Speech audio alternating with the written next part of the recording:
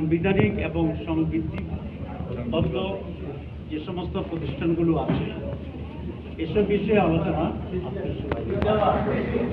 এই বিষয়ে অতীতেও 2 দিন আলোচনা হয়েছে। তো আমাদের চেয়ারম্যান সাহেব যেটা করেন প্রত্যেকটা সাবজেক্টে আলোচনা করেন, অনেকটা কাছাকাছি আনেন, তারপরে আবার চিন্তার জন্য সুযোগ দেন, আবার এরকম অনেকগুলো ইস্যু ইতিমধ্যে আমরা ফাইনাল যেটা আপনারা দেখেছেন। আজকেও 4টি বিষয়ে আলোচনায় জন্য আনা হয়েছে। গতকাল তো নির্বাচন কমিশন ছিল এর ভিতরে, তো ওটাতে আমরা ঐকমত্য পোষণ করছি। আজকে আলোচনা হচ্ছিল আমাদের আজকে আলোচনার বিষয়বস্তু ছিল আমাদের যেটা আলোচনা হচ্ছিল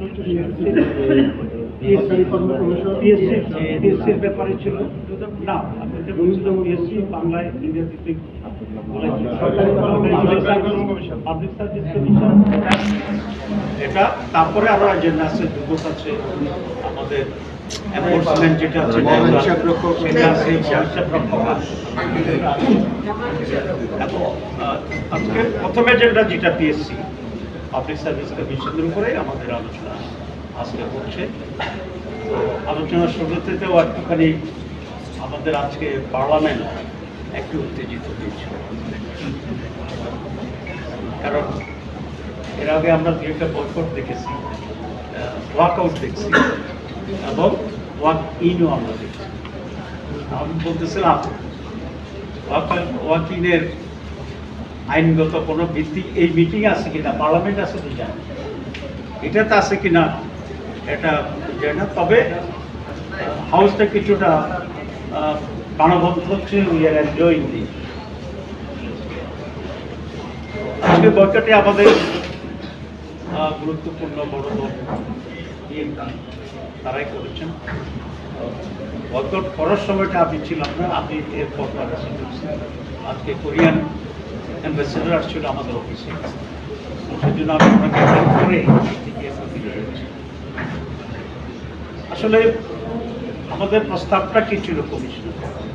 প্রস্তাবটা ছিল এই কয়েকটি সাংবিধানিক কমিটি আগে থেকেই স্বাধীন ছিল, এখানে সরকারের হস্তক্ষেপ করার কোনো আইনগত সিস্টেম ছিল, কিন্তু আমরা দেখছি যে নিয়ম যেটাই হোক রয়্যাল থেকে একটা স্লিপ বেরোয় এবং সেই স্লিপ অনুসারে যেভাবে নিয়োগ দেওয়ার কথা বলে দেয় সেই নিয়োগটা সেভাবে।